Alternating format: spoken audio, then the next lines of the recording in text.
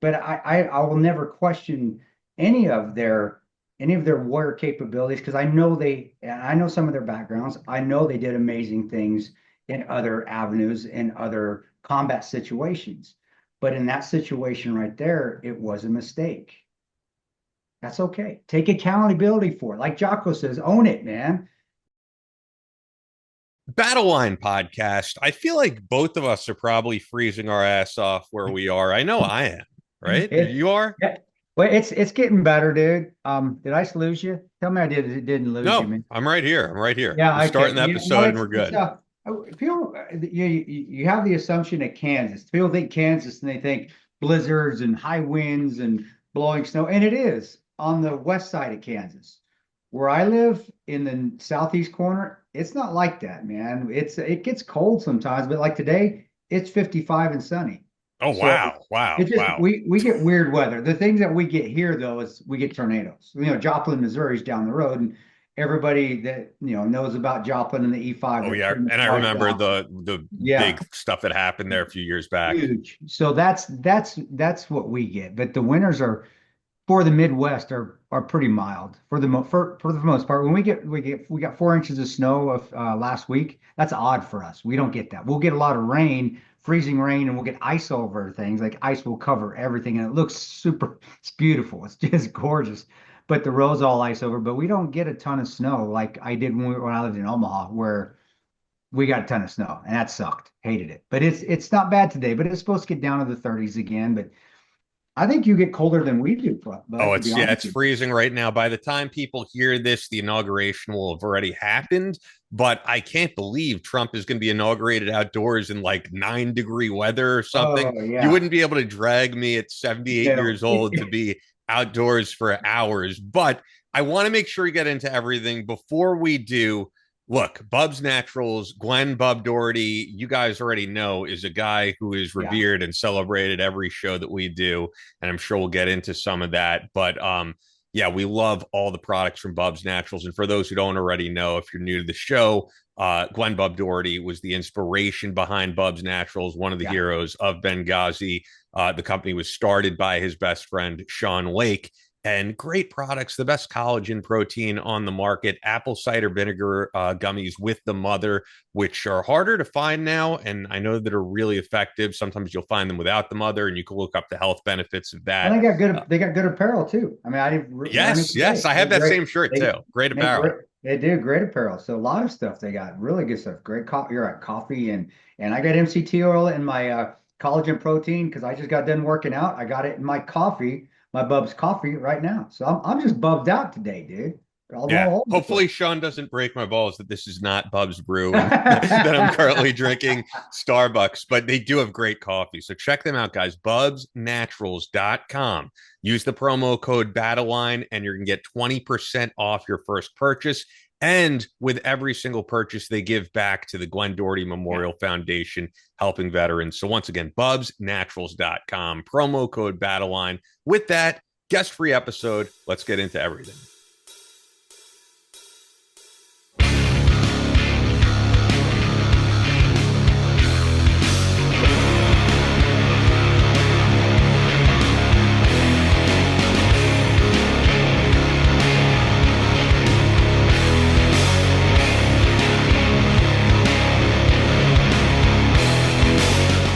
From Kansas City to New York City, from planet Earth to extraterrestrial life in space, a podcast with no equal, engaged in unconventional warfare through your speakers and headphones.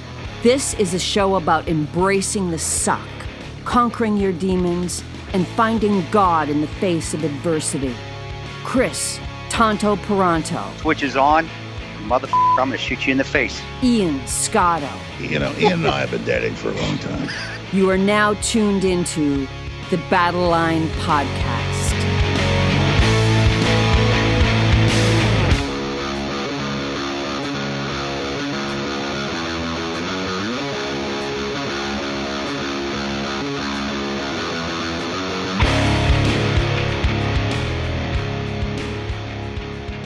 The switch is on. Battle Line podcast.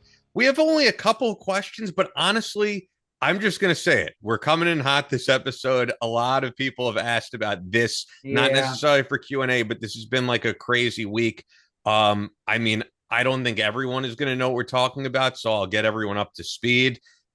I guess in some way they're getting a free plug out of us just so that people know what Well, I'm referring don't say to. the names. I mean, they Okay, don't say it's the just name. really, All right, really. I I won't. think I that's won't. because that's what you know. That's what they're looking. Yes. That's All what right. So on everybody. a unnamed Yes. podcast that many of you do know about, truthfully, I'm not going to say it's like some podcast that no one's ever heard of. It. And I'm really sorry that they do. I'd be honest with you, but go ahead, keep going. I'm sorry. Yeah. No, I know the truth is a lot of our listeners check them out. Guys that we've had on the show have been on their show. But anyway, it's an unnamed podcast of former Delta Force operators.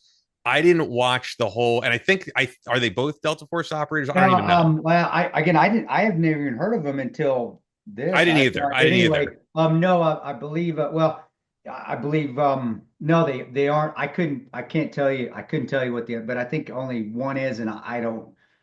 I don't know who. I've never heard of them. To be honest with you. Okay. So I don't know, but I can't. I can't tell. But I don't think they both are. But I'm not for sure. All right. So I believe, like I said, at least one of them is a Delta Force operator. I didn't watch the whole episode.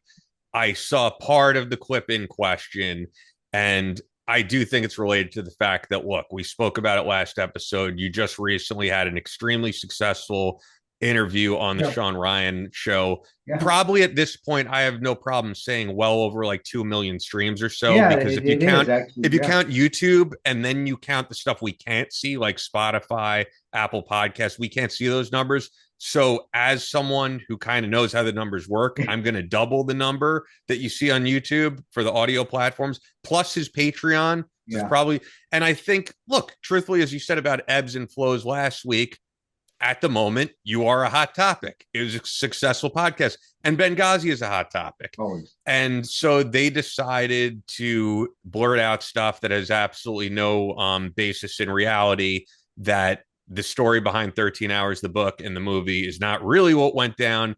And some of their followers, I saw people on Twitter, were even not just saying bad stuff about you and the other guys there, but saying someone like Sarah Adams doesn't know what she's talking about, which is laughable.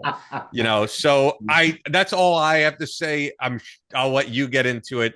And honestly, I will say, and we'll get into one of the emails, but I would hope that this hasn't like ruined a great start of the year with a great interview, because it shouldn't. It's comments with, like I said, no real basis in reality and nothing to back up their claims at all. It was just, oh, I've heard this. Well, I hear a lot of bullshit. So, Yeah. Well, that's the sad thing about the positives and negatives. The positive about platforms like this now, and we talked about it with Tadpole, with Kirk Spradley on his show, is that this is the way that news and media are going, with legitimate organizations and legitimate podcasts like Sean Ryan's show, like the Joe Rogan Experience, like shows like that are stooped, and they are guys that you can argue to, but they are stooped more in integrity than a lot of the other shows out there.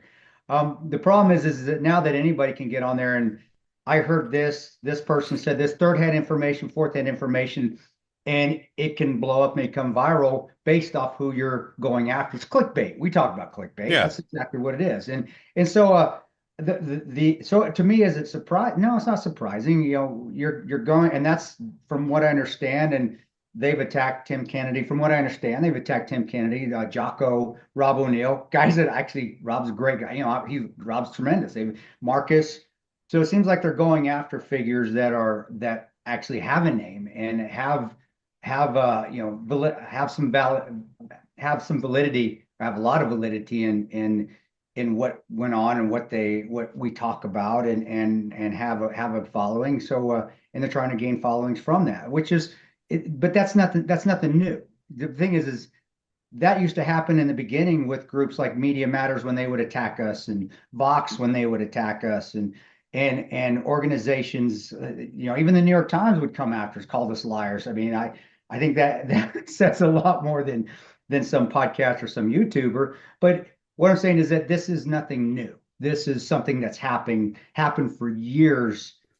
Since we came out and told what happened and told the truth, and that's the beauty of all of this, is that all of us, myself, Boone, Tig, Oz, Sarah, she was our targeter guy. She's just not somebody that we pulled. She worked for the CIA and was our targeter in Libya, and she was behind the scenes when everything was going on after because she still was a staffer defending us.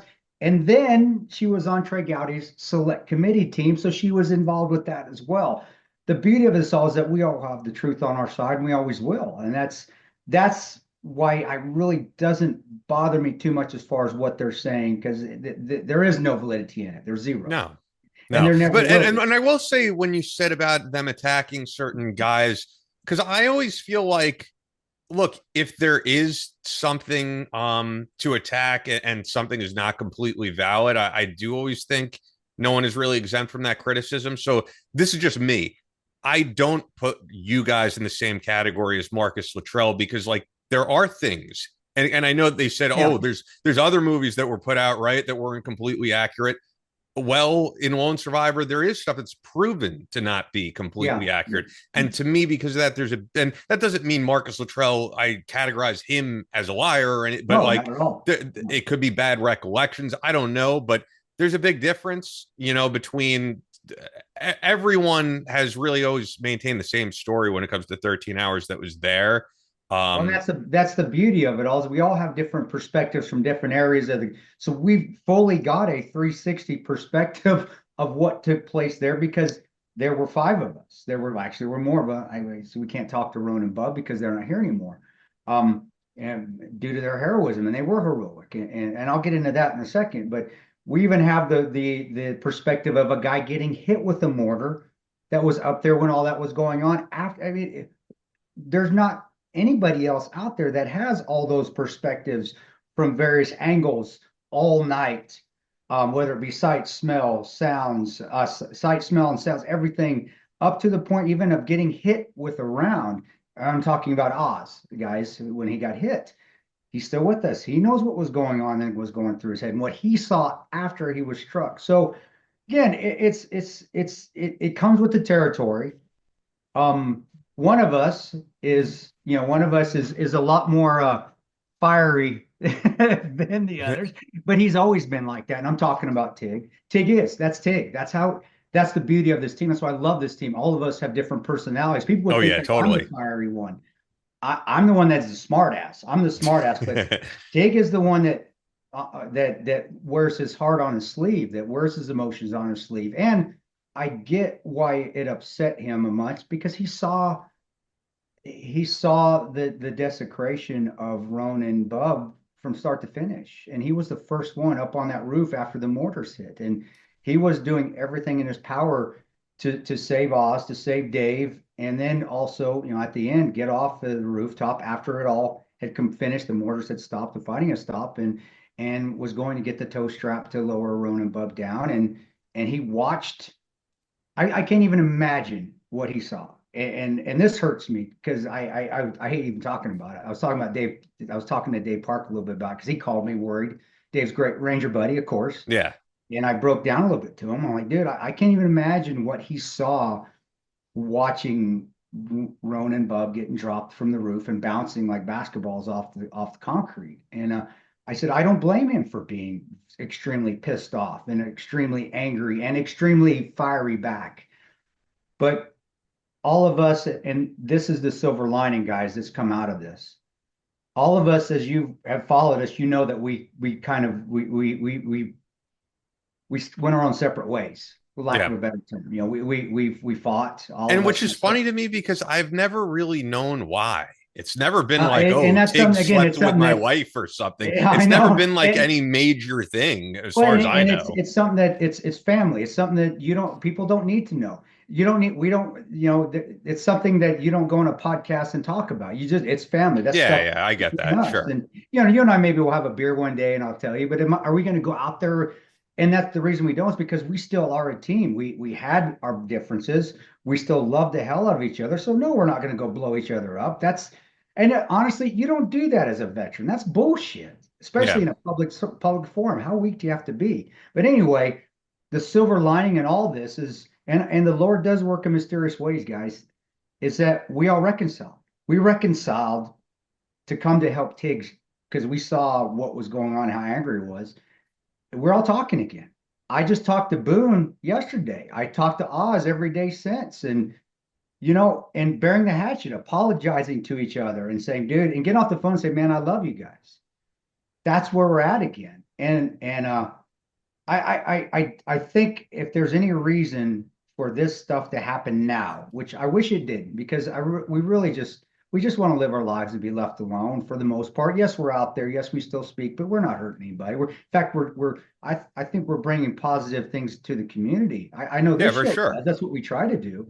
Yeah. Oh, Um, absolutely. I think. but the good thing that has come out of this, and I love it, is that we're a team again. I mean, it feels just like when we were going overseas together. It does, and being able to bury the hatchet and put our petty differences aside and become one team again. Oz, Boone, Tig, even Jack. Even though you guys will never know Jack, Yeah. just text him today. Jack, and then Sarah as well, because Sarah was part of that team too. Granted, she wasn't a shooter. She was immensely, if not even more so, part of it, especially after.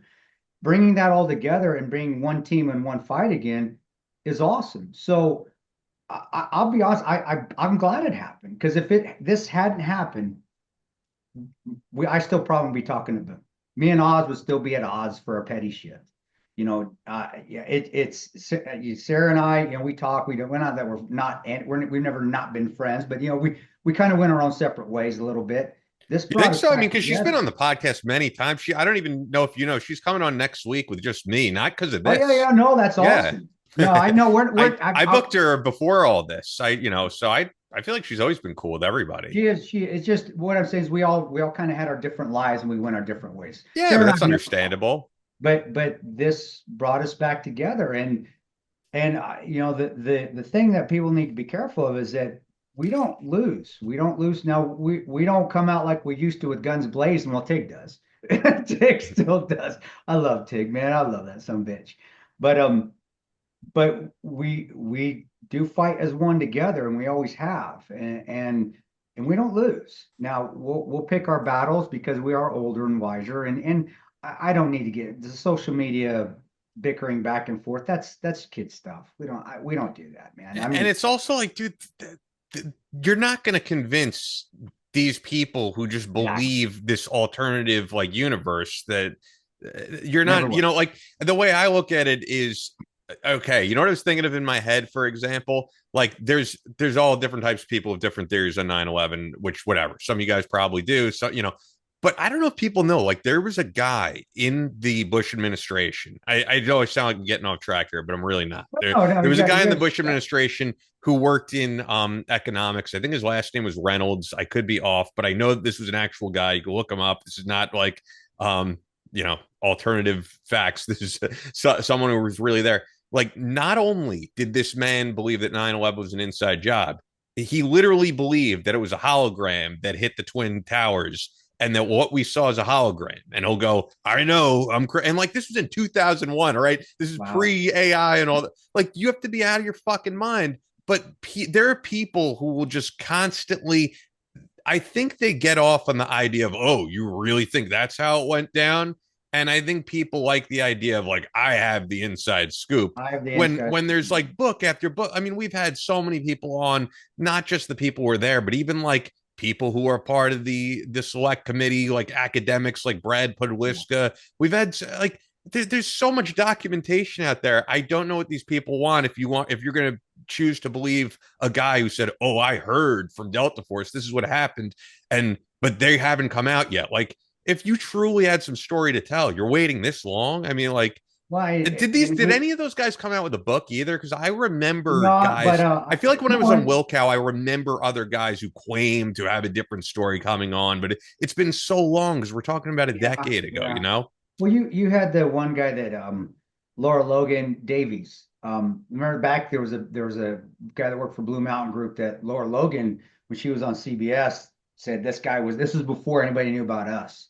And Dylan Davies was his name. And honestly, Okay. he was with Blue Mountain Group, and there's just research his story that he got off track on one thing when he said he came back to the fight and he helped repel the attackers, and that's when we were actually there. Well, no, buddy, you weren't there. But really, he was there on other. I mean, we really could have used his knowledge of before the attack because he was with Blue Mountain Group, the local Afghanis. It's a British company. He was there at that time, but again, hindsight's 2020. But he did, but it didn't go anywhere again because he was untruthful on that one part, and that's a big thing to be untruthful well, about. and especially with that time with Laura Logan, who was on CBS, and then I think that's when it kind of imploded for her. And she's a wonderful one. I've met her, I've talked to her quite a few times back in the day. Super nice person, really intelligent. I wish her all the best. I think she's a tremendous reporter, an actual news reporter. She just made a mistake on this part. But other than that, no, and not that I'm aware of, and if they did, I'm sure they will, and that's fine. Again, really, you think after all this time? I mean, like, what are they waiting for? If they have some great story to tell, why are you waiting this long? It doesn't. Nothing about this adds up to me, and it just seems completely ridiculous. Well, I don't know much about. I don't follow it. I haven't been following it since, guys. I said my two cents defending Tig and Sarah. Sure. And I did, and that was me and my fire. That's why I'm defending that. You guys shut the hell up, leave them alone. You have no idea what you're talking about. I'm leaving it at that. From what I understand and from my conversations with Tig, one of the Delta guys is going to be upgraded or is trying to get upgraded for a Medal of Honor for what he did, and maybe for what he did related to Benghazi. I guess, yeah, and I don't know what that would be for, but again, I'm not going to go in the weeds for that. I don't care about medals. Knock yourself out. Take them. I don't want them. Myself and Boon actually told the agency they could shove their medals up their point of contact when they said, you guys will come in now, we'll give you your State Department. It was called the Medal for Heroism or Medal for Valor. It's the highest heroic medal the State Department can give, and then the agency was going to give us medals, and they said, but you got to come to the ceremony to receive them. And me and Boone are like, I don't want your medals. We never did it for medals. So what I'm saying is that maybe that's what it's for. And if it is, good. I'm sure he did a lot of heroic things over the years. And I said, when I talked on Sean's show again, I'll say it one more time. All I can say is what I saw. All right. And all I can say is what they did not do from what I saw. I don't know what was going on in Building C. Maybe they did something there. I don't know. I don't know what went on at the airport. Sarah did, though. Sarah does. So I can't speak on that. Maybe that's a question you want to ask Sarah when she's on. Yeah. I can't tell you what went on behind the scenes once it was all over. I don't know, guys. I don't. I do know that Bub is the one that commandeered or got that airplane done because Sean's been on the show to validate that. And Bub's bank account showing the $25,000 that he used for the plane verifies that. But what I can say is I can say what I saw that night, and that was no shots fired. Tig was the first one on that roof. I can remember what I was hearing. I can remember voices and right on the radio. Tig was one of them calling for help on the radio. Tig being one, and then others saying we need help on the radio. I remember Boone being the first calm voice coming across the radio, and this is about 2 to 4 minutes after that last mortar hit, and Tig was already up there saying, guys, nobody was coming up. Boone said, I'm coming up. And that's when I came across the radio and I said, Boone, I got it. You got a better fighting position.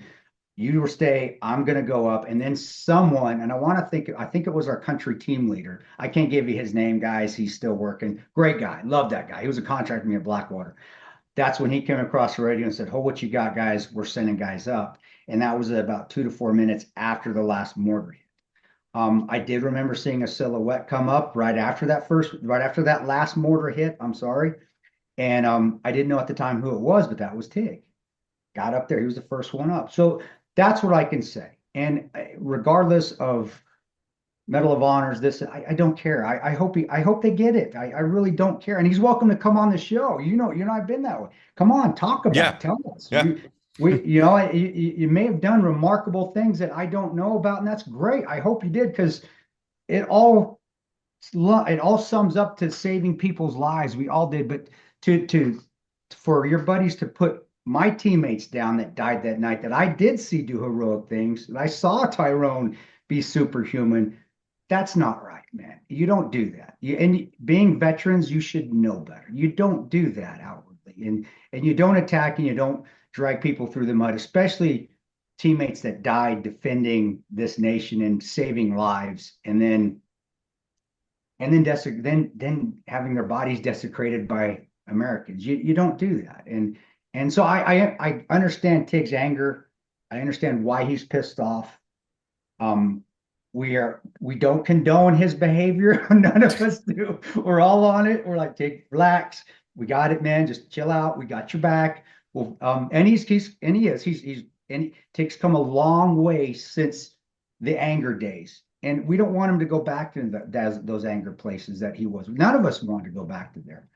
So again, the positive, I'm always circling back to the positives because I do believe there's always silver linings. The positives is this all has brought us back together again to be one team that reminds me of that team that fought there that night. And we love each other immensely. And so maybe this was meant to happen. Again, the Lord works mysterious ways. Maybe this was meant to happen so we would put all of our bullshit aside and become that team that I think a lot of people want to see. They want to see us all together. Oh yeah. Do you know how many people have asked, like, are you going to have the other heroes from Benghazi on the podcast? It's a possibility. I'm always welcome. Okay. We had one appearance from Tig that was like, it could have been better, and I feel like, yeah, people would probably want to hear all of them on here at some point. Except for Jack. I know that's not going to happen. I'd love to have him blacked out on it and be awesome. But Jack is a great guy, and he really is he's always the conscience man. He's the calming voice. But I'd love to, and I'd love to do something with the guy, and we'll figure something out. That'd be cool.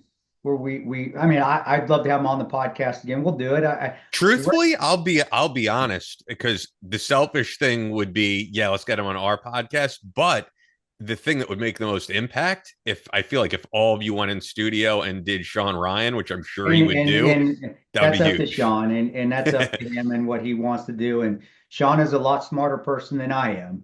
I'm sure if I wouldn't doubt that he already has the wheels turning a little bit. But again, he's successful for a reason, and it's because he knows timing, he knows what needs to be done, and so yeah, I think that'd be amazing, and if it will happen, he'll make that decision. It's his show, of course, and who am I to argue with that? He's got way more followers than us, brother. Yeah. But also just out of respect of him, and for those that don't know, Sean and I did work together before as well. So we weren't best buddies or nothing, but we've known each other for a while. Out of respect for him and respect to the same people that we've worked with and our friendship, I would always say, dude, let's do it. But I would always leave it up to him because he's a lot more talented at this than I am, and he would know what's best. So I think that'd be great too, though. But it's got to be up to them, and then it's got to also be up to the other. Everybody's got to agree to it. And I think that's where we're at now, is that outside of my own podcast, I'm not doing any other shows. I mean, this is mine, guys. So we're going to talk a little bit. This is mine. But outside of that, I'm not going to any other shows unless everybody agrees to go on the show together. Other than you're saying like solo though, but you just don't want to talk about this, I guess. No, other podcasts to talk about this. Yeah. Yeah, I get that. I get that. This is but that is an agreement. We've all come the same way. It's like I'm now Tig's doing his own thing a little bit, but again, everybody's a grown man. They're going to handle it how they want. Yeah. He's an adult. Can do what he wants. But I think the rest of us are in that same camp of no, we're going to do it together. And that's the decision. I think that's the right decision to do it. And it's something to look forward to. I'd love to be, especially in studio with everybody again. I mean, I just remember doing the Brett Bear special when it was just me, Tig, and Oz, and that was special, man. Even just doing a show together like that in that setting, you think about it now and you think back to it, it's like, wow, that really was a special moment, because you see pictures from it, and I've revisited some of those pictures now, and like, man, that was it, you bond during combat, but man, we even bond more then, and I think that's why we're able to bury the hatchet now and put our stupid differences aside, because of things like that, things that helped us grow together. And one thing on another positive on this is that this has brought again to light the heroism of Ron and Bob, and people are seeing that again, no matter how much we are besmirched. Our names are besmirched. 13 hours is people will always see and still see. You can't argue the things that they did. You can't put that down. You can't say that they weren't heroic because they sure as hell were, very much so. And so this is bringing their heroism back to life again, and which to me brings them back to life again. It makes it very special. There's always silver linings. Yes, there's things that go wrong. Yes, there's negatives that can be drawn out of this if that's how you want to see it, as half empty. But I think there's a lot of positives that can come out of it. And two of the big ones are that us being a team again, us talking again, and then showing Roan and Bub and their heroism that they exemplified Roan all night, and then Bub once he got there, up. And also, man, I still can't. When I heard that he spent his money to get that was, to me, I was like, wow, dude, that is, because I didn't know that for many years either. But spending his own bank account money to get that. That's, to me, that's incredible. So To get the flight, yeah. yeah, the flight, the private flight. So You got to finish your sentences. The audience, you're like, he spent money to get, and then you stop. There's people in the audience like, what the hell is he talking about? My wife says the same thing. Like, dude, I never know what you're talking about because you never finish your sentences. Hence, that's why Sean Ryan is much better at this than me, guys. I just proved my own point right there. Dude, because you do that a lot. It's funny too. Like, because we'll be talking on the podcast, and you'll be like, yeah, Holly interviewed me, and I'm like, you have to say Holly McKay. The audience does not know who you're talking about. Who the fuck is Holly? Yeah. Well, that's what makes me, I guess. But yeah, that's also why I got you, dude. That's also it's all good. And we could break each other's balls about it, of course. Of course we can, man. Yeah. I guess the last thing I'll personally say about two things I'll say. For one, if you're talking about doing something in studio, obviously, Sean Ryan would have to make it happen, and I'm sure he'd be down to. But I mean, if you guys ever wanted to come to New York City, I know that the Team House would be more than welcome to have all you guys in studio. I would love to do stuff with Jack and Dave too. That's another. And that would be, and I'm sure they'd even be cool with us just using it as I do sometimes and just filming our own thing there. I'd love to have Dave in there because Dave has been one of our biggest defenders. Dave and Anthony Anderson at Stolen Valor. And that is awesome. I love that because, again, guys that are a lot smarter than me, a lot better at doing research than me, but having guys like that do have validity, do have credibility, and they're defending us, it does take a load off us, at least because I don't want to do it. I don't want to get on there on social media and do that anymore. Yeah, no, and it's draining, and it is draining. Yeah, and I want to be with my kids. I want to play with my. That's too much. And those guys, they do have so much credibility, and they are so good at what they do. Anthony's in the Stolen Valor. To have Anthony on my six there. Yeah, Guardians of Valor. Yeah, that's still Anthony. Already did it again. Anthony Anderson, Stolen of Valor, or Guardians of Valor, I believe. Right? Yes. Yeah, Guardians, but and then having Dave Park, Ranger buddy from the Team House, defending us, and to me that is it's a relief because people that are a lot smarter than me, a lot better on that social media platform than I am. Man, I don't. We're wasting more time than you.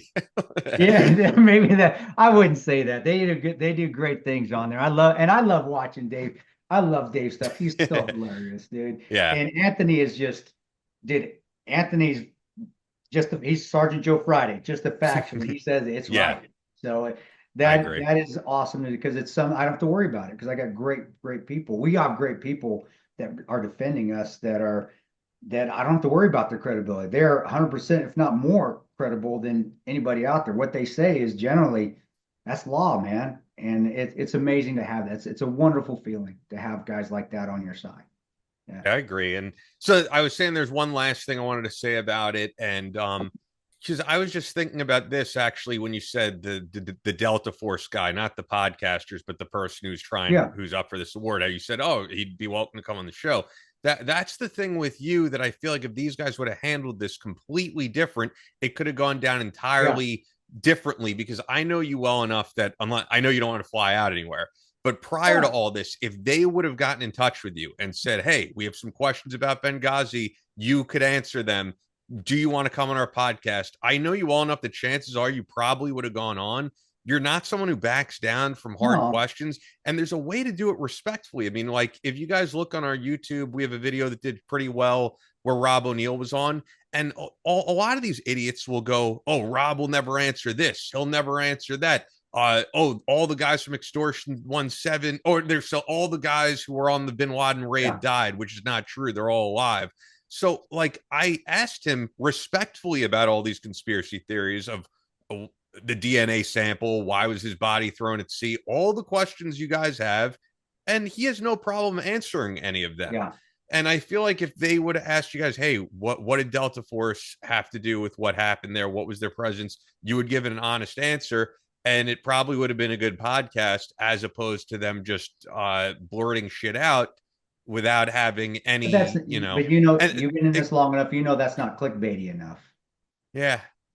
Yeah, but I mean, just that would have been the right thing to do. I feel like you'd have no problem going on there and refuting any of that stuff, but instead they chose to go about it completely differently. And I think they, to be quite honest, whoever that the YouTuber is, I don't know who the hell he is.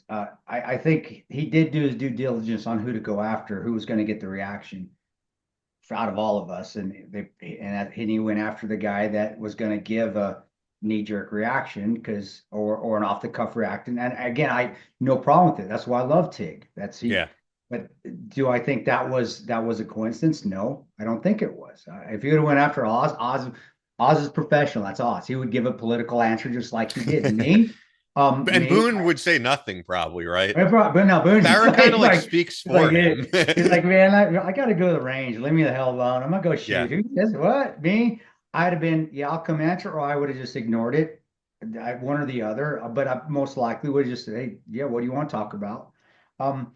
And the bottom line is all this. We've always offered anyone. I mean, even in the heydays when MSNBC was. That was the back even when they had a lot more follow, a lot of things going on better then than they do now. But we were outward like, hey, we'll go on your shows, bring it. They wouldn't have us. Like, we'll go. Do you think for 1 second at that time any of us would have said no? No, we would have. Now, no, we're not. No, of course not. Why would it's a totally different channel now too. Like people forget there was a time MSNBC had on Tucker Carlson, they had on Michael Savage. Like it was actually a pretty balanced station at one time. It was back in the days. But even what I'm saying now with if they asked us now, no, you disrespected everything. No, and you also know you're just going to be on there as a punching bag and to get attacked, and like why would you do that? Well, and we're giving them even though I haven't said it, we're giving them a little bit of credibility right now, and they don't need it. And that's not the veteran community. The veteran community should not be that outwardly attacking other veterans, because we used to have a saying before all the social media went up that my black ops are blacker than your black ops. And you still say that, yeah, sometimes. And that's really what this is right now. It's like, man, attacking people whose stories have been out there when you feel like you've done cooler things. Maybe you did, maybe you have, but that's just how the cookie crumbles. We didn't pick this. We didn't pick to be in Benghazi. We didn't pick to be left behind. It was not our choice to get hit with mortars. It was not our choice to defy orders and run over. It was not our choice to watch our teammates get thrown from the roof, but it happened. It's just the truth. That's all. Some people, we make mistakes. We make heroic actions. It all happened that night from everyone. I've made mistakes where a little girl died in Iraq that I could have saved. I've written about it. Yeah. And that's the thing, is that we have to take accountability for our actions, and we should, but we should never tear each other down. All right. If we're not going to be accountable for our own faults. And that's essentially what I think is going on now. And it's not think, I know what's going on now, is that is what's happening, is that a mistake was made. And I said it on Sean's show. I said, just like that, I'll go back. Would I have made that same decision if I had gotten them on that roof, even the mortars had stopped, not knowing what I know, not knowing what I know now, but would I have tossed Rona and Glenn's bodies off the roof if in that mind state of you're running up there? I've only been there for an hour, 61 minutes, I think is all they've been there, or it hadn't been 61 minutes yet. Mortars had just hit. I'm coming into a situation. remember, I'm acclimated to it now. I've been fighting for 8 hours. So you get acclimated in combat, guys. You guys that have been it, you know it. If I had just come in, mortars had gotten hit. All right, there's carnage everywhere. I go up to that rooftop. Would I have seen those guys? And again, it was a little bit after. It wasn't right after. It was about 30, 45 minutes after the mortars had stopped. But would I have had that Werenthal to say, you know what, we're going to find a way to lower them down? Or would I still have that pucker factor of, we got to get these guys off the roof, mortars are coming? I don't know. I would like to think that I wouldn't do that, just out of respect of the bodies. But I don't know. What they did, though, that was a mistake, in my opinion. Would I have made that same mistake? Maybe, maybe not. I don't know. Regardless, though, it's nothing that I question their courage, their warrior ethos, their integrity, their ethics, because it's war. It happens. Stuff happens. We all make mistakes. Delta all the way down to that Joe private snuff, and that's just how it goes. But I will never question any of their warrior capabilities, because I know some of their backgrounds. I know they did amazing things in other avenues, in other combat situations. But in that situation right there, it was a mistake. That's okay. Take accountability for it. Like Jocko says, own it, man. And I don't, Jocko and I are best buddies or nothing, but he has a point. Own it. Made a mistake, dude. All right, let's drive on. He has good slogans. I feel like whether he does great slogans. Discipline is freedom. It's such a true statement. Right? I always think of that, and I guess he's the one who came up with it, but it is very true. Like I feel like the more disciplined I am in my life, is like the better points of my life. Well, bottom line is that it's just one of those things, and walk away and know that we'll do better next time. But everybody, I think that's the problem we have now with a lot of these Brovet podcasts or Brovet things, is that we've lost that ability to take accountability for our own actions. And we want to either say that it didn't happen, or we want to misrepresent or embellish a little bit, instead of just owning it and saying, dude, because that's what made special ops is the ability to own it. Own what you did, own what you made, whether it's good or bad, own it, learn from it, move on, get better from it. And that's not happening. And to even make it more negative, now they're attacking guys that shouldn't be attacking just because of insecurity and to pick themselves up. And I know I went roundabout there, guys. There's a message in there somewhere. Find it. But what I say is that I will never question any of their other stuff that they've done. I'm not gonna say that I may have not done that same thing in that situation, getting up on that rooftop at that time, being in the mindset that I'm trying to assume they were in. But was talking about the Delta Force guys? Yeah, I'm sorry, the Delta guys. Thank you. See, that's why you're here, bro. But was it a mistake? Yeah, it was. Because you don't do that to teammates. You don't do that to other soldiers. You don't, especially at that point in time when the mortars had stopped. Everything had stopped. The one thing the movie does get wrong, if you watch it, it looks like that they got up there right away, and then the bear dropped the bodies off 10 minutes after the mortar stopped. It was actually longer than that, guys. I would say it was about 45 minutes, and the fighting had actually stopped. It actually got real quiet. And Jack, myself, and Tig were just talking about how quiet it got after that. But again, hey, it's just what happened. That's it. I'm over it. We're over it. You guys are bringing it back up. We've come to peace with it, and we still think highly of those two guys because of where they were at and the units they were with. You don't make those units without being top tier. Obviously they are. And, I wish them all the medals in the world and all the best in the world. I do. I want them to have everything. And they're, again, more now welcome to come on the show and talk about it, and be with us, or just come down. You're talking about the Delta Force guys, not the podcast. Not the podcast guys. They burn their bridges. Their bridges are way. They torch those things with the. I assume that. Okay. Or you know what?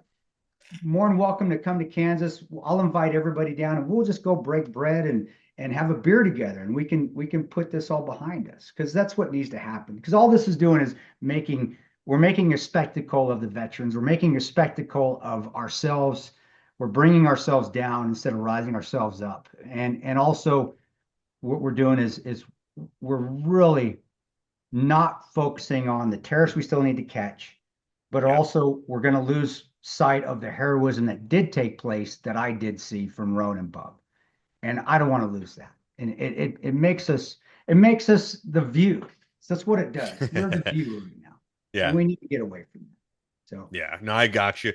We only have a couple emails, but one of them is related to this, so I'll get to that. But before we do, since understandably we went kind of long there, I do want to mention our great sponsors that keep this show going.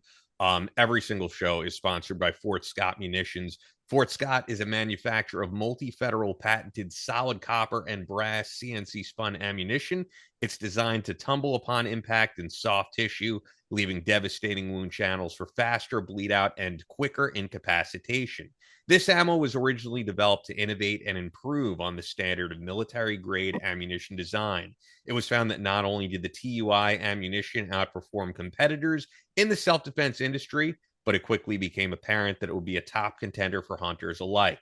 With the ammunition being CNC spun, the tolerances are some of the tightest on the market, ensuring that you receive the same results with each pull of the trigger. Fort Scott Munitions is available throughout privately owned businesses everywhere, but you'll get the best deal through us as a Battle Line listener. When you go to fsm.com and use the promo code BattleLine for 15% off your order, they're a longtime supporter of us, the podcast, and Kris and Battle Line Tactical.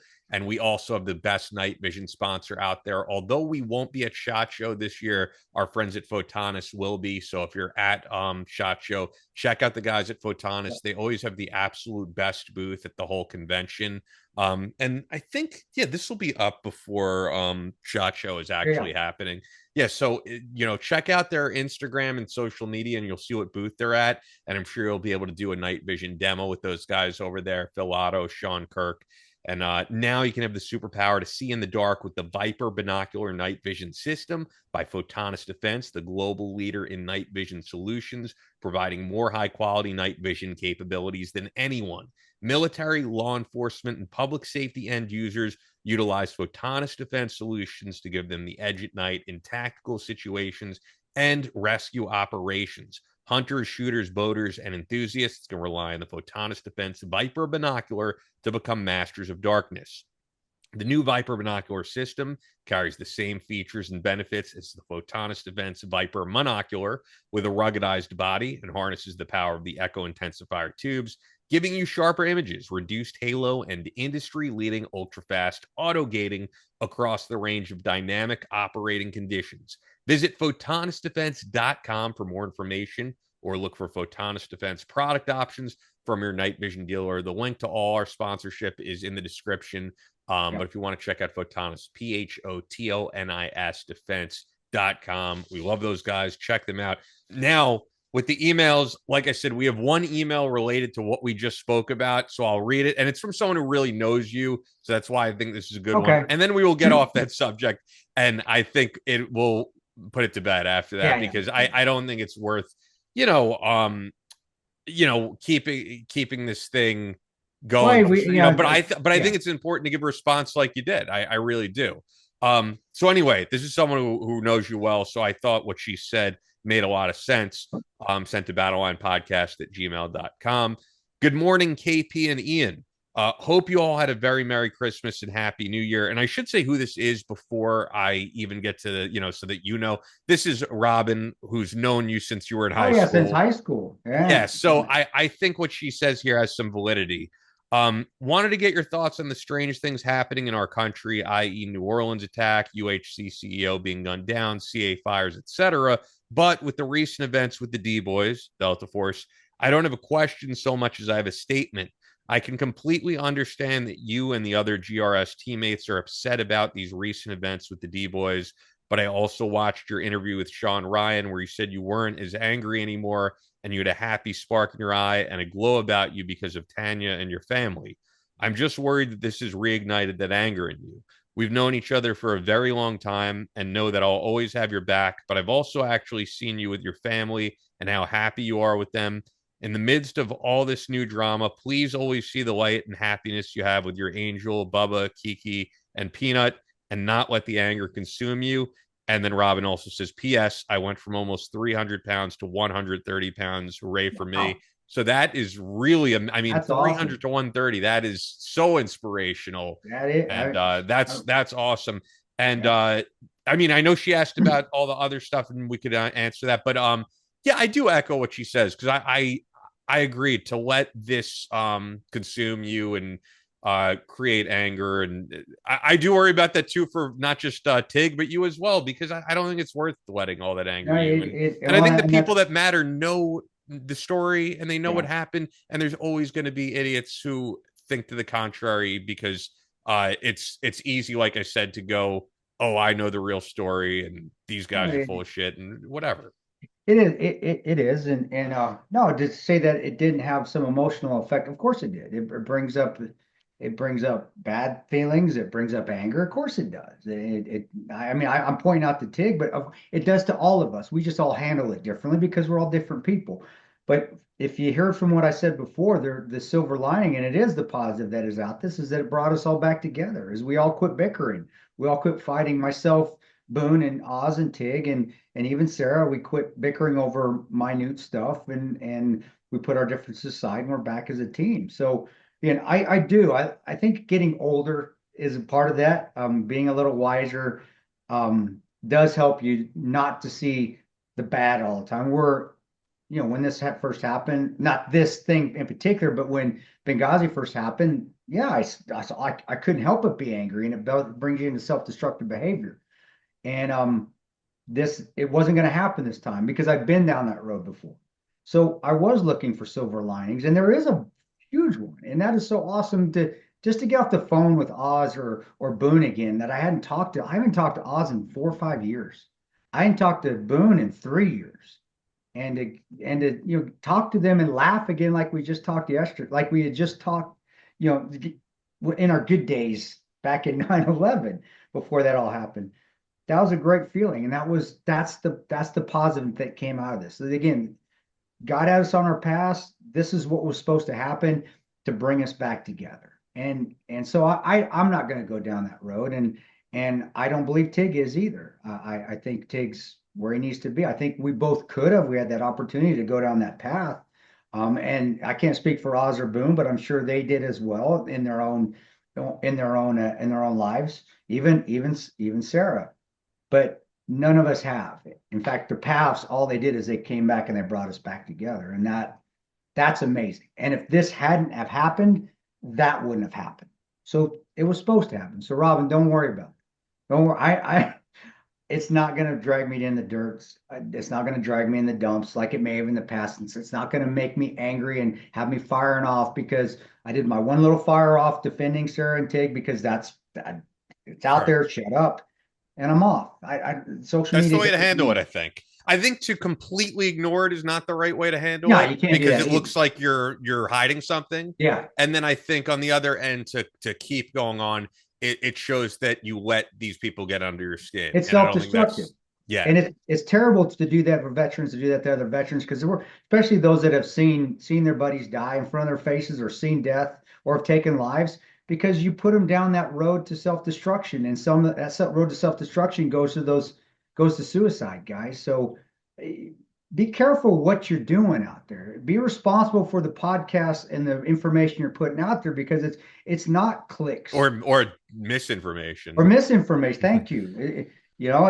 Be careful, because you're affecting people's lives, and you should know better, because you should be feeling those same things because we all went through the same things, and you should know that may be where it's dragging you down. And that's why I said that to the D boys, let's talk then. If what we're saying out there is really giving you nightmares and giving you demons, let's talk about it. You don't tell us, hey guys, don't say that anymore. You got it, guys. We won't talk about it ever again. But do it the right way. Come to us and say that. Say, Yeah. guys, please don't say that anymore. You're driving me to the depths of demons and hell. And I'm like, you know what, guys? I get that. You know what? We won't. Got you. We're going to knock that crap. I'll never mention it again. That's the right way to handle it. But that's not how it's been handled so far. So, but in the meantime, though, I'm not going to talk bad about them. I'm not going to try to say anything. I'm just going to answer a question, and then I'm going to move on. Yeah. Tig's going to do the same. Oz is going to do the same. Boon's going to do the same. Sarah's going to do the same, but we're going to move on together. And that is wonderful because we Yeah. are a family again, not just my family, but that's my old family is back. And that's fucking awesome, dude. I mean, it really is because I never thought we'd talk to each other again. I'll be quite honest. So Robin, thank you. You're awesome. Congrats on losing all. Holy crap. Yeah. When she was in high school, she was a sprinter. She was like 105. I don't think she was 105 pounds. So that's freaking amazing. That's congratulations. Well done. Yeah, that really is. And I mean, I don't know how you did it. Hopefully, look, however you did it is great. But hopefully it's like someone like Kris Stanley, who I had on the podcast without you, who did it 100% naturally, which to me is amazing. She did. Yeah, she did. There's no way she. Okay. Because it's funny. Kris said on the podcast that anytime he goes to a doctor, because of the excess skin on his body, because he's lost hundreds upon hundreds of pounds. And so he said on the show that anytime he goes to the doctor, immediately they just go, "Oh, so when did you get the surgery?" And he has to go, "I never got any surgery." And they're like, "Come on." And he's like, "No, never got any surgery." And, they just assumed the only surgery he got, which was right before, we did the podcast, was a surgery to get rid of the excess skin, because there's no way to get rid of that. But when it came to losing all that weight, losing all the fat, it was just hard work, diet, exercise. He doesn't say that it's discipline, because he always says that, he has no control over food. He's a guy who doesn't have any cheat meal ever. He's like, because I know if I have one cheat meal, I'm going to go back to that life. So, yeah, man. I mean, and hopefully that's how you did it, Robin. And congrats however you did it, truthfully. Yeah, exactly. And then I want to address the first part of her email, because there was a lot there. Where she mentioned about crazy things, strange things happening in our country, New Orleans attack, the CEO of United Healthcare being gunned down, California fires. I mean, there's a lot there. I don't think they're all interconnected. I know, there's probably people who would say they're all interconnected. I wouldn't go that far, but I mean, I just think it's a lot of bad stuff. I don't know if I have any, you may have something, but I don't know if I have any great response beyond that, because the fact that we've said this before, I think it's just the fact that news headlines are in our face 24/7, and it makes things worse. But there's never been a time in history where there aren't horrible things going on. There's always something. It's like I think this show is pretty much what we talk about, epitomizes drama and death and destruction. But we've said it since day one, since we started the show. We will not go that route, but we know we probably won't get the follows that most shows get, because we are not going to do death and destruction and drama and this but you can't get away from it. There's just no way. And the fires are, again, God bless those people out there, and wonderful people out, that lost their homes. Some are wonderful, some are not. That's the nature of everywhere you go. Regardless, it's just horrible. And seeing those pictures, it looks like freaking nuclear war, like you would see on a blast. And it's going to cost I don't know if it's tens or hundreds of billions. It is unprecedented, the amount of damage. I already got adjusters, guys. For those that don't know, I have a real job. I manage. I'm still working. And that's why the move. 30 hours is coming on, guys. I still work in the insurance industry. I manage insurance adjusters, cat adjusters, catastrophe adjusters, because I used to be one. And they're already starting to try to finish up all those hurricanes so they can head out there, and they're going to be there for at least two years. And that fires are hard to do, hard insurance wise, and they're going to be out and especially there. A fire like nothing we've ever seen before. Yeah, it's gone. There's going to be a lot. Yeah, that stuff will not be. They won't get back to normal for decade. I'd say at least a decade, if not decades. And we know so many people there. Not only is LA our biggest listenership, which I do see, because like I said, I'm able to go on Simplecast, and I'm able to look at the stats. And LA is by far, or LA and then New York and then Texas. Those are our biggest listenerships. But also, a lot of people we've had on the podcast live right in that area. Covino, Brit Lightning. Yeah. A lot of people, John Dolmine from System of a Down, I think, is still there. Yeah, I got a call from, I know you know him, Adam Housley. He used to work at Fox, and I was like, dude, are you okay, dude? Checking him. And he's like, yeah, we're up north. We look like we're fine. And Andre, I was like, wait, because Andre Arlovsky's in Florida. Not Arlovsky, the one I was Oh, that guy. yeah, Yeah. Andre, I forget, I always pronounce his name wrong. Segovia. He's in And LA. I'm surprised by that. yeah, Okay. he lives in LA. He lives in that area, but he says, yeah, Okay. the Because I was winds. like, he doesn't seem like a very LA guy. I know, well, he's not. He doesn't fit there at all, but he lives there. But I got a call. I called him and said, "You good?" Or I text him and he goes, "Yeah, we're." He says the winds are just crazy, but he says it's going the other way, so we're safe for the moment. And they're safe now. This was last week, but yeah, but it's just it's there's no water. I mean, what do Yeah, it's that's just horrible. I mean, what can you it'd be do? a lot to get into, but it horribly managed. Terribly, man. Anyone saying otherwise, like I saw Bill Burr was on Jimmy Kimmel, like criticizing the people saying it's horribly managed, but it's like, look, it's extremely horribly managed. Extremely horribly managed. It's Yeah. obvious. You don't Yeah. play politics with it. If it was a Republican, we'd be saying it was horribly managed. If it was Arnold Schwarzenegger, I'd be saying it was horribly managed. It was, guy. Yeah. You get accountability. Accountability. What? Go, Jocko. Own it, man. Own your mistakes. But it was obviously. But what do you do now? That's done. Bullets down range. Can't take that back now. What do you do? Do you re-aim and you try to fix it, or do you continue like most will do and continue to blame the left? And it is the mayor and all they are Newsom. They are responsible. But let's fix it now. What do you do?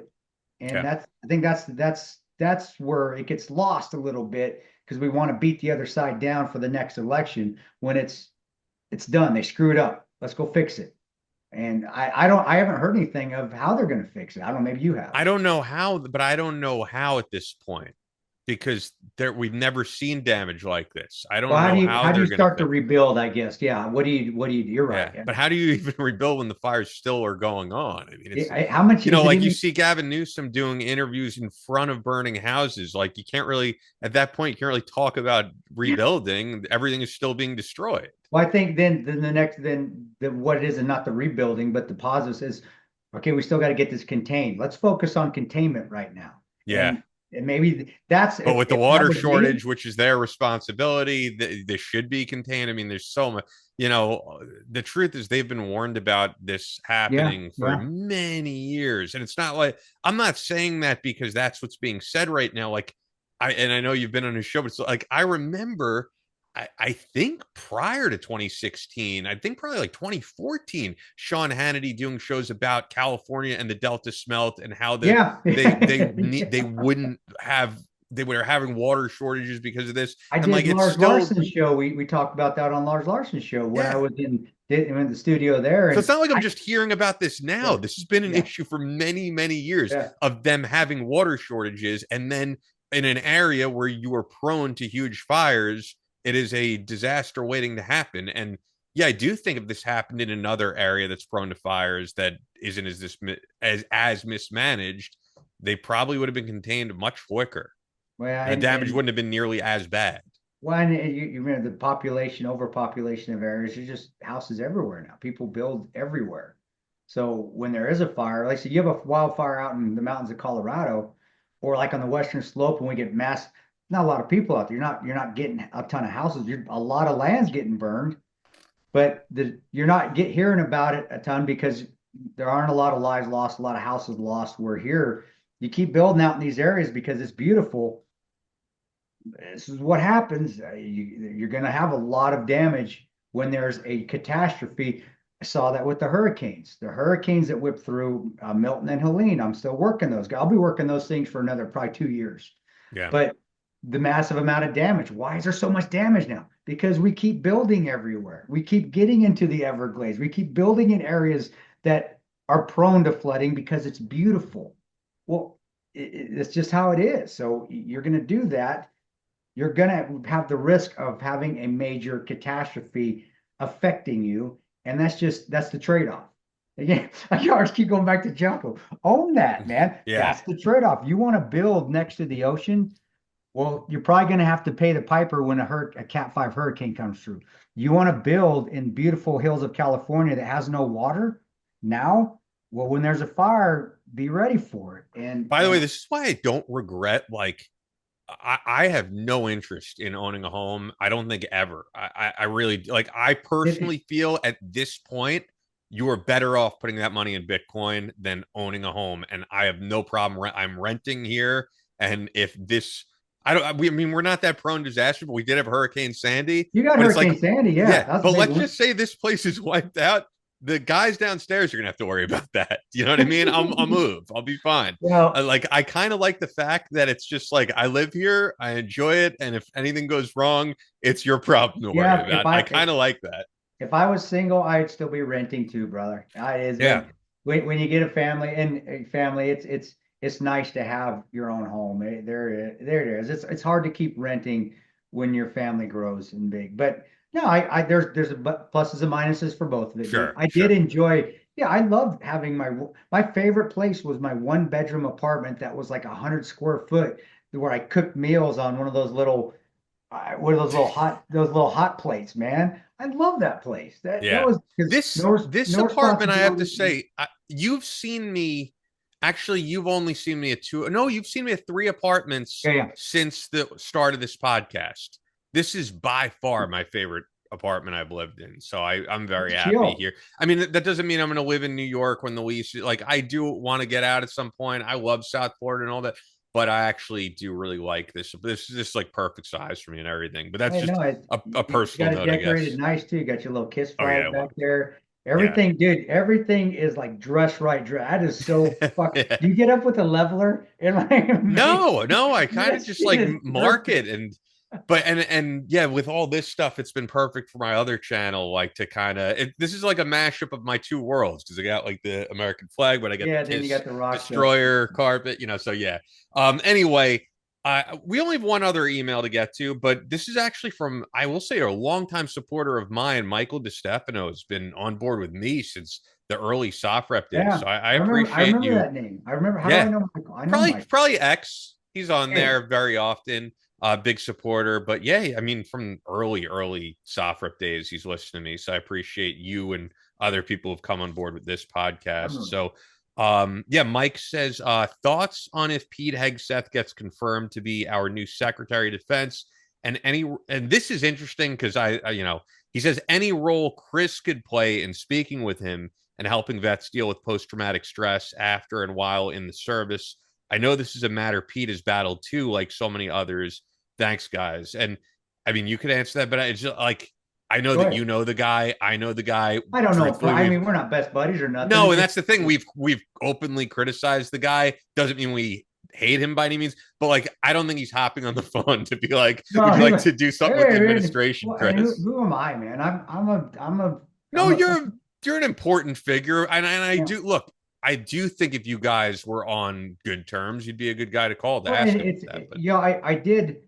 You know what made me somewhat come out. You know what? And I don't hate. Do I think he's the best pick? No. Do we that's always understand? been my feeling. I don't hate the guy, and But we I don't also hate the guy, and I don't think he's the no. best pick. That's yeah, But we also said, we understand why. That's the beauty of being rational and logical is that I get why they're trying because what the picks should be that cookie cutter template that's not working.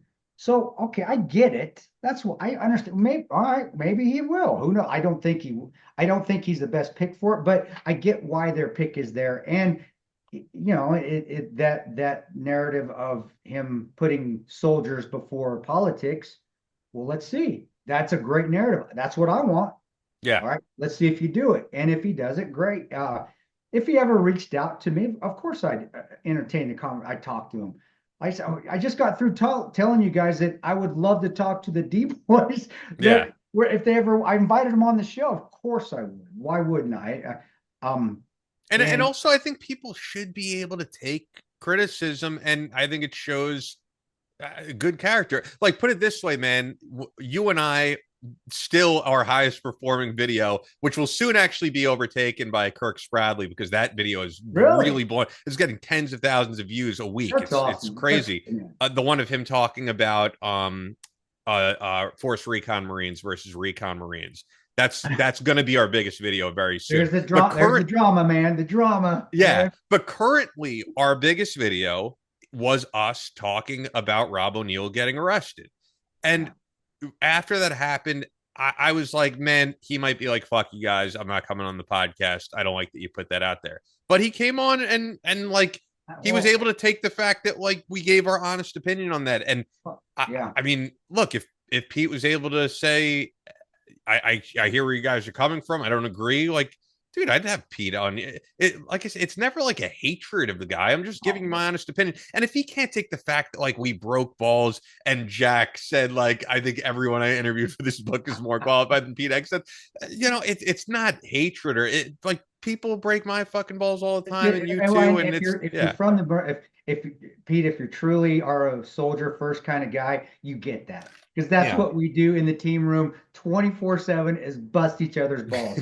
That is why this do you not think when me and Boon and Oz and Tig just started talking a few days ago that we didn't immediately start busting each other's balls? We have not talked for years together as a group because of anger. And the first thing I did is I called old. I said, Oz, how old are you now? 80, you old fucker? You old fart? He goes, you wish you looked this good when you're 80 with your Is he older than you?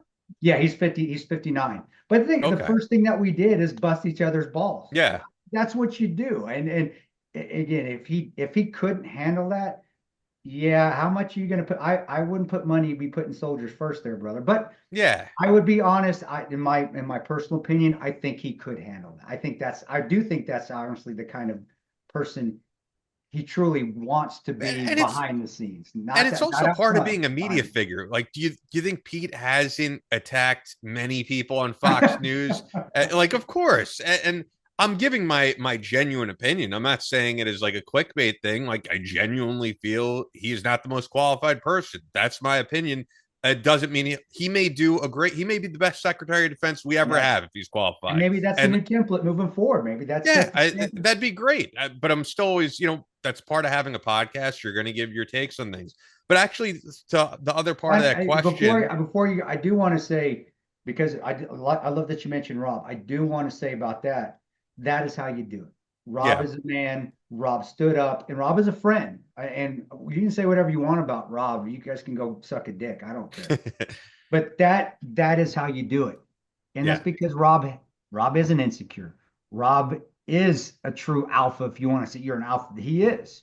Rob is somebody, and he's somebody that comes on. He takes his licks, and then he continues to move on, and that's why he has been successful at whatever he's done, and he doesn't let the attacks get to him. And that says a lot about his character. Rob did it the right way. And I'm going to give him kudos for that, for coming on the show and him and me even scolding him a little bit. And he's like, dude, I know. But also me also saying the reason I'm scolding you is because you are the best out there of all of us. You are the face of all of us out there. Now it's Sean, right? That's probably Sean, Rob. I have to say it's probably Sean now. But that being said, you've got to hold yourself even to a higher standard. And what did he say? I know. Thanks, man. I appreciate that. Yep. And he hasn't been in trouble since, other than for making tweets that piss people off. But who cares? That's because Rob is a man, and that's what, period. I just want to put that out because that is a perfect example of how things should be handled in this social media world. He did it correctly. He's in the minority. That's generally not how it's handled. And if you want to see an example, that's how you do it. Exactly. And listen to the episode that we had him on. That's how you handle it. And I love him for it. It made me even be a better friend with him, just watching that, and more respect for him just with that than him being part of what he did downrange, which was remarkable in its own right. That made me think of him even higher. So I just want to put that agree. I agree. He's a good guy. And from like the moment I met him, I always thought he was a really great guy. And he's good, dude. He's fucking hilarious, dude. He's funny. Yeah. Yeah, he definitely is. He's a big personality, and truthfully, I will say, I think that's why he gets attacked so much, is because he's not the silent professional, and some people don't like that, and that's okay. He'll live with that if you don't like that. That's your personality. But you're right. I think as we all get older, just like myself, just like Oz, Boon's always been quiet. You do start to family, and because he just had, he's got his girl too. His baby that's now I think 1 or 2. I mean, family starts to kick in just like me. You want to be quiet. You want the quiet life now. You're not that boisterous. You don't want that. To some extent, he'll still run his mouth on Twitter. That's all right. Well, that's his just like Tig will fire back Yeah, fires off the bow before we really starting to think about what he's actually needs to be saying. But that's Tig, yeah, I love and I'll always back him for that because that's just how he is, for personality. sure. So then for the other part of that question, so what, as we said, it's probably not going to happen that you'll end up like working with Pete Hegseth, truthfully. Yeah, But cool. yeah, let's just say hypothetically, what actually do you think like the new administration could do to help guys with post traumatic stress? Because it is a big issue, and I mean, like the current administration, I don't think they've really done anything for it, and it's a major issue Yeah, that so many guys are having. A lot of guys have addressed in different ways. Actually, we just spoke about Rob O'Neill, and I know Rob's been a big proponent for like legalizing these psychedelics, and he's been very open that I went to Mexico, I used ibogaine, and he has no problem talking about that. So yeah, I do think there's probably a lot of things that need to be done to handle this that we're yeah. not losing. I When know you that the first, number is always 22 guys a day. I don't know if that's still the I don't know if number. I that's don't know still the how, same. Yeah, I but don't. we're definitely losing many guys every day. So Well, and just seeing how it affects people close to me when slander and libel are put up on everywhere, I can see how it still can bring people down slippery slope. But first I'd go in there and see what are they doing right now, and then see the numbers. You got to start. You can't go in there and just start dropping the hammer. If you I don't know what the hell's going on. What are you guys doing? Let's check this out. Let's see what effect it's having. And there's different things because I've been in that system before where, yeah, I have checked myself into the behavioral health unit there in Omaha's VA. I talk about that. I wrote a book sure. about that a little bit wrote a little bit about that in the Patriots Creed a little bit. But you find out what is not working and what is working, and there are different things they're doing, different programs, and then you try to see what is working and then replicate it. The stuff that isn't working, you pull it way out. And then you go like on the other stuff that the VA's not doing, like the psychedelics, like maybe some other natural remedies that may be working, and we start to pull that in. That's how the Office of Community Care got started, where now we don't have to just go to the VA to get help. We can go to outside vendors. We can go to a normal dentist. We can go to a normal doctor because we were complaining about that because a lot of us live in rural areas. We couldn't get to a VA, and now we're suffering because we're not getting the help we need. Well, that's how that started. It was a little this is dumb. Let's go to the outside services just because guys need help. Well, it's the same thing. And then my opinion though is that once you get to that point though, it's hard to get that turnaround. So I think a lot of this has to do with how I don't want to say it's easy, but it's easier and not as hard. How basic and your intro to your vetting programs may not be as emotionally taxing as they were when I went through. And I think they were even emotionally taxing even before that. I think you still have to push people to their limits physically and emotionally, just like I did in the 90s when I went through. Making things easier, making standards easier are not helping. And that doesn't prepare people for the difficulties that you'll see downrange. If you can't handle getting yelled at and screamed at or getting pushed to your limits or even getting shoved a little bit, because I did a basic, they were still shoving us and pushing us. If you can't handle that, how are you going to handle seeing your buddies get blown up? How are you going to handle seeing them getting dropped from the rooftops and not want to eventually let it eat you up down the line and put a bullet in your head? You're not. And I think it's gotten a little bit too and I want to use the word easy. It's just it isn't as difficult mentally and emotionally. The vetting, in my opinion, is not what it was even in the 90s. And we're seeing what's happening to guys now because they're coming back and they're losing, they're not able to reacclimate into society. They're letting things like this get them down, like what's going on with even with Yeah. with us. And they're letting them drag them down into self-destructive behavior, which I did, and I've talked about on the show. Yeah. But because I was able to get out a lot of it because I was pushed hard. I had a drill sergeant Hardney that kicked the shit out of me. I loved that. I had Sergeant Struker, who was my RIP tech when I went through RIP the first time. They weren't nice. That's what made me stronger.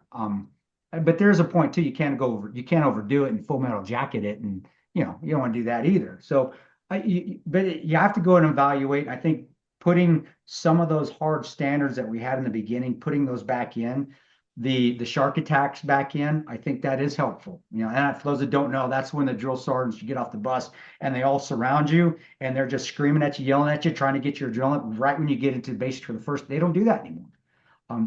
I think they should bring that back at the very least. I mean, geez, in the past they used to put your hand on you or smack you with their hats. One thing I will say though, as you're describing this, it's just kind of strange because you're saying this is a solution to post-traumatic stress. It is. It is okay. because people are gonna be puzzled by that. I am. And that's understandable if you've never been through it, but you're preparing, because if you can't get through that, they will weed you out, and well, you're done, bud. You go home. We don't need you before you go to combat and start seeing death.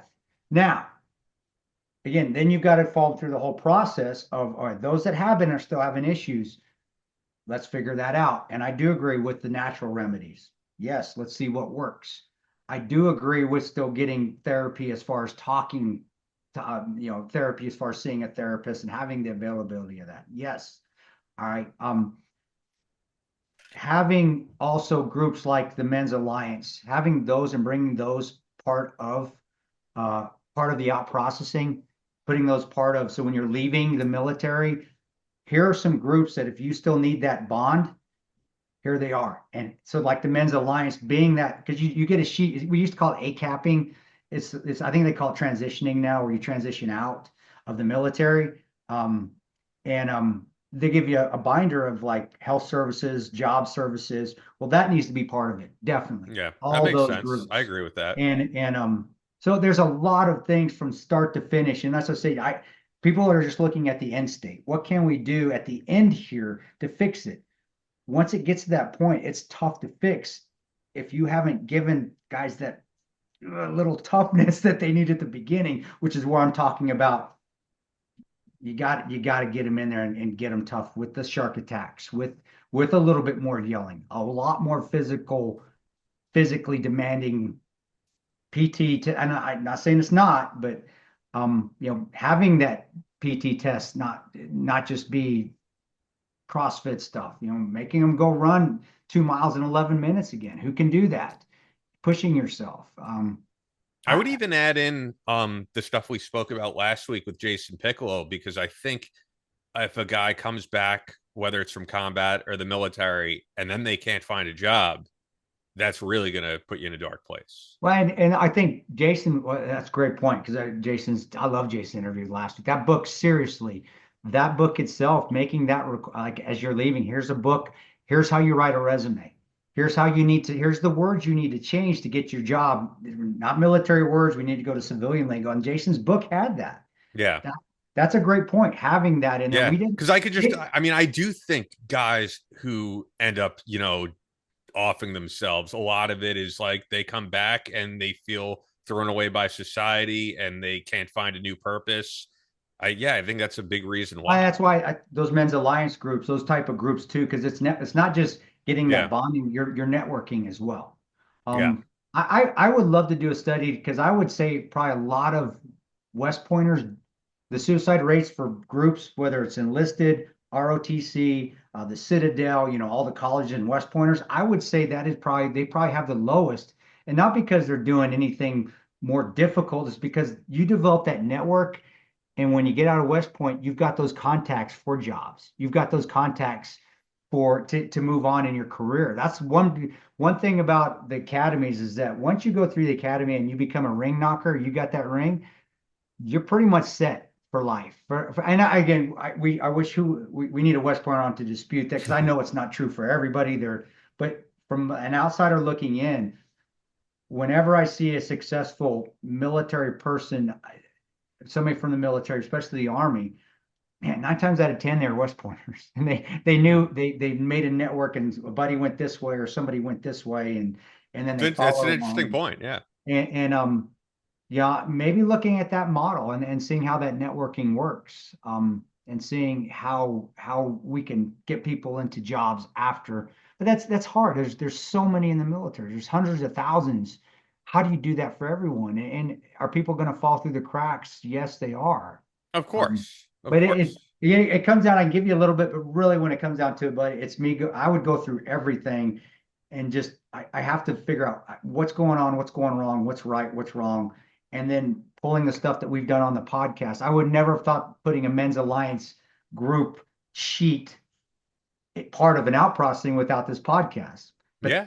that I think that to me that would be huge, and I think it needs to be on there. And if there is somebody within the military that's listening, reach out to those guys and get all of those groups down in every part of the country and say, hey, if you need somebody, you need to go hang out with people. You need to go do PT with each other. Yeah. That's what we love doing. Or even the episode I did with Evan Seinfeld, mentorship. We spoke Yep. about military guys coming back, and it's not just military guys, because as Evan said on the episode with me, like, males make up the vast majority of the suicide rate. Why is that? What are we going through as men that, and I do think it's up to, like, men to meet with each other and talk about stuff and be a little bit vulnerable with, as Evan said on the show, like, stuff that you don't want to talk about with your wife or your girlfriend, stuff that's uncomfortable that maybe you don't even want to talk about with your good friends, but you can open up to a group of guys who you don't know so well. So yeah, man, I think all of that is very important. Even just, it's funny. I know Rhett is no longer involved with Ned because he sold the company. But like when I had Rhett on talking about being with a group of guys, going out in nature, going on a hike, I feel like when you go on a hike of some of these national parks, right, like, you really can't be depressed. I think the depression is from being inside your house, no social connection, and you're just alone with your thoughts, and that eats guys that's up. the worst place to be. It is, and that's why family's so important. But if you're not married or you don't have kids, that's why groups like that are important. And doing PT together is a huge thing that can get people through. I've seen it. I've been a part of it, and that's because that's something that's the first thing you do in the morning in the military. You suck together, you get up and you do morning PT. So it brings back good memories, but it also is something that puts you off on the right foot. And having that where you're doing PT with a bunch of guys, I did a bunch of women, bunch of men, doesn't make a difference. So with a group, yeah, that does help, in my opinion. And that's why those mentorship, the men's alliance or whatever group, I think those are extremely important. Or I know I give shit to the CrossFitters joining a CrossFit group because that is you're working out together. Oh yeah, no, I agree. Yeah, having some type of community. For some people, it's Yeah. going to church. For some people, it's going to the Right gym. there. Like whatever, having some form of community.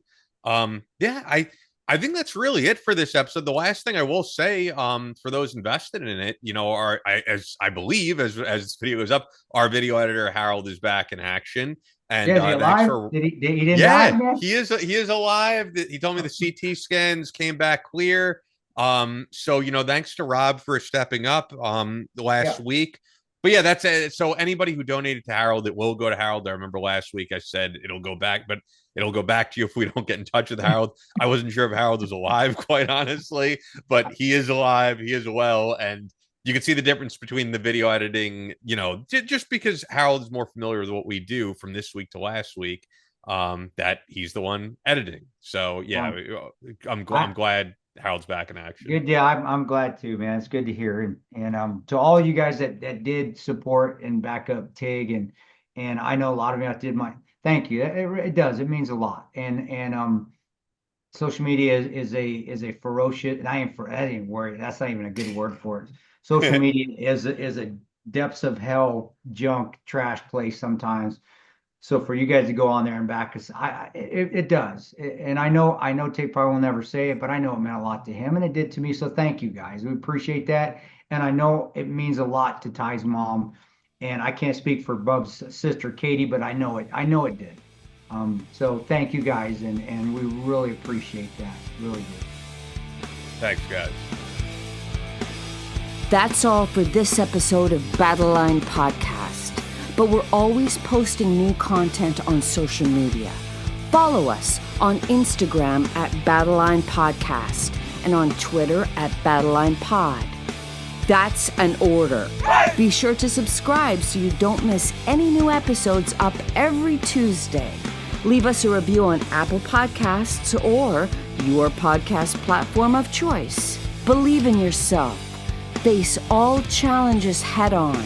And as always, never quit.